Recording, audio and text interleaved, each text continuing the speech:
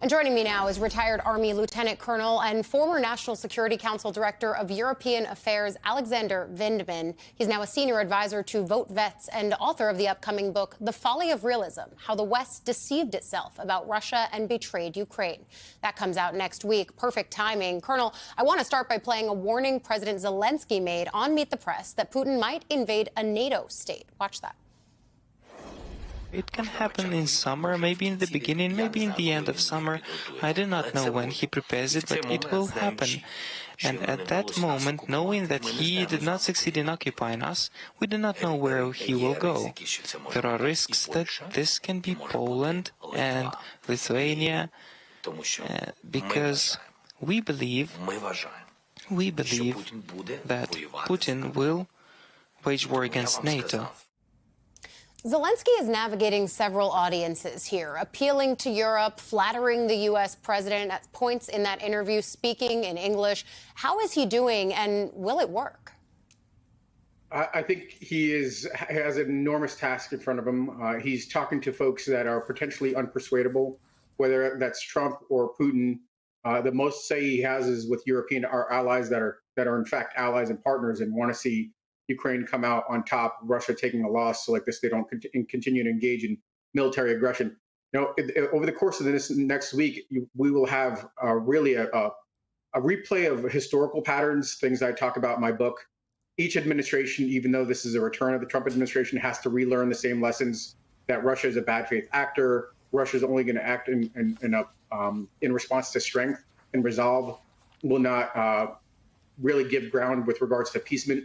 The Trump administration has given three things away. They've talked about Ukraine giving territory away. They've talked about Ukraine outside of NATO. And they've talked about these economic concessions for Ukraine to repay the $100 billion that the U.S. has provided, not even addressing the question of future aid. It's kind of good news that we see Marco Rubio and Mike Waltz involved. These are the two kind of true professionals in the Trump administration. They understand what Russia is. Russia's a tough adversary.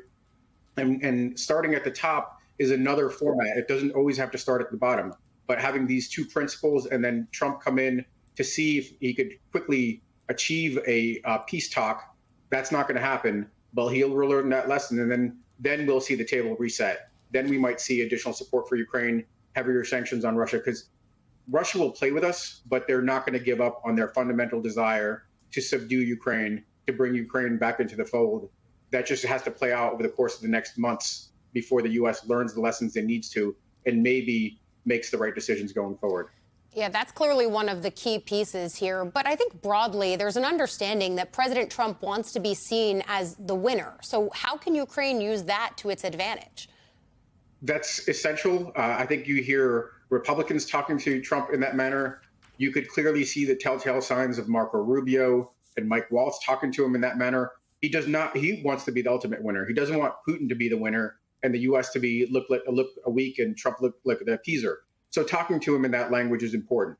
I think another part of this is, frankly, something that feeds to Trump's transactional nature. A deal going forward, not to address the aid provided, but going forward where the U.S. invests into access into Ukrainian rare earths is completely viable. A fair deal where the Ukrainians benefit from economic investments, the U.S. gets security with regards to rare earths. That's a fundamental part of that formula. Burden sharing is another part of that formula, with the Europeans stepping up. These are all things that appeal to Donald Trump. This is the case that I'm making over the course of the next weeks with the book and some other articles I've got coming out. This is a way to get the U.S. or the president in the U.S. to see that our play is backing Ukraine, not bending to Russia. I do just think, speaking broadly here, we are watching a massive shift with the U.S. rebuilding its ties with Russia, perhaps leaving Europe to its own devices. Even the subheading of your book, How the West Deceived Itself About Russia, what is the impact of this kind of a reorientation or a deception, a self-deception, as you describe it? Yeah. Well, so, I mean, according to the data, which is really interesting, it's the fact that we've continuously catered to a Russia first policy that led us to the situation, Russia graduating from malign influence, economic coercion, to hybrid warfare, interfering in, let's say, elections in Europe or Ukraine, to ultimately graduating to military aggression in Georgia and Ukraine, and potentially eyeing NATO. what is the fact is that the reality is, if we show strength, if we hold it to our values, if we understand that our interests are stability, our best, most important trading partner is Europe.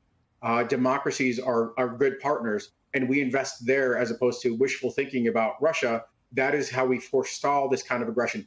So we are seeing the worst case scenario, a doubling down on the biggest mistakes that we made, while we still have an opportunity to potentially pivot to something far more functional. Frankly, maybe a real America First policy, not one that sounds like a slogan that really puts America last.